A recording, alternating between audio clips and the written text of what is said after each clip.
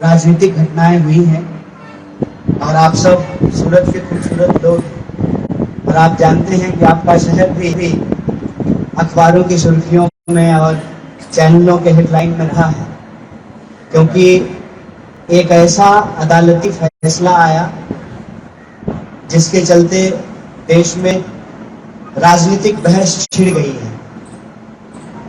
मैं कानून का जानकार नहीं हूं, मैं भारतीय राष्ट्रीय कांग्रेस का एक साधारण कार्यकर्ता हूं और इस राजनीतिक विमर्श का जो पिछले कुछ दिनों से चल रहा है, उसका जो कानूनी पक्ष है उस पे मुझे कुछ खास नहीं कहना है, लेकिन उसके जो और पहलू हैं उस संबंध में मैं इस देश का एक साधारण नागरिक होने की हैसियत से कुछ सवाल आपके समक्ष रखना चाहता हूं। कुछ मेरे राजनीतिक सवाल हैं, उन सवालों को हम रखेंगे, लेकिन उससे पहले मैं जो सूरत कोर्ट के माननीय न्यायाधीश हैं आदरणीय वर्मा जी,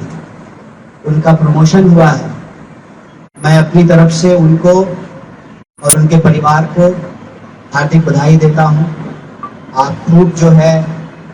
अपने इस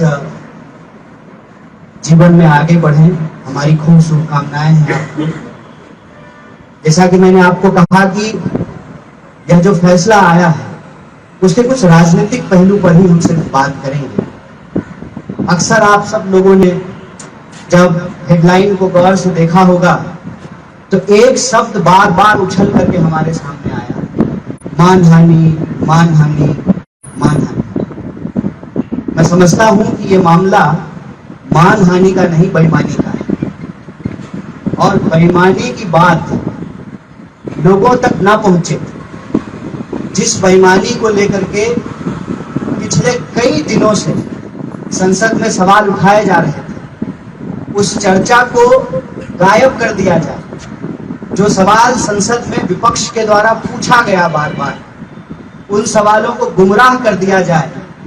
इसलिए मानहानि के इस शब्द को उछाला गया है।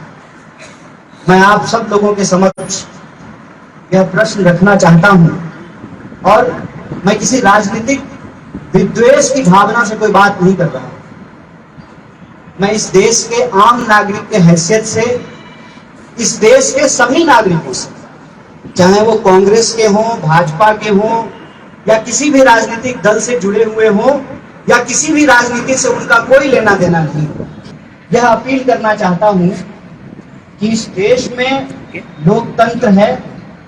लोकतांत्रिक प्रक्रिया से चुनाव होते हैं और चुनाव से कोई व्यक्ति, किसी पार्टी,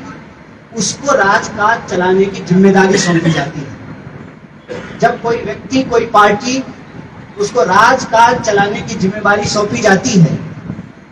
तो उसकी अपनी कुछ मर्यादाएं हैं, उसके अपने नियम कानून हैं और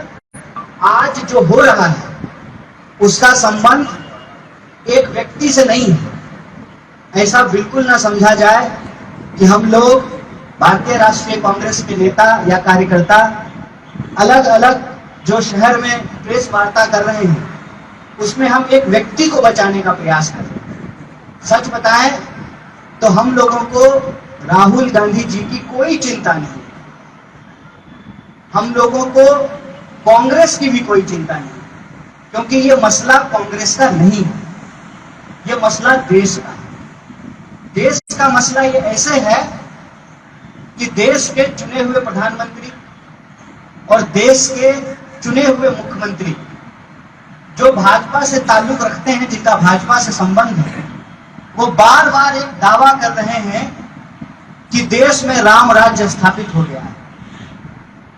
देश में अगर राम राज्य स्थापित हो गया है, अभी आप सब लोगों ने रामनवमी का त्योहार मनाया है। मैं मिथिला से आता हूं जहां माता सीता का जन्म हुआ था। जब राम राज्य में माता सीता की अग्नि परीक्षा हो सकती है तो आज इस मोदी राज में उनके दोस्त की, उनके मित्र की जांच क्यों नहीं हो सकती? एक सीधा सा सवाल है।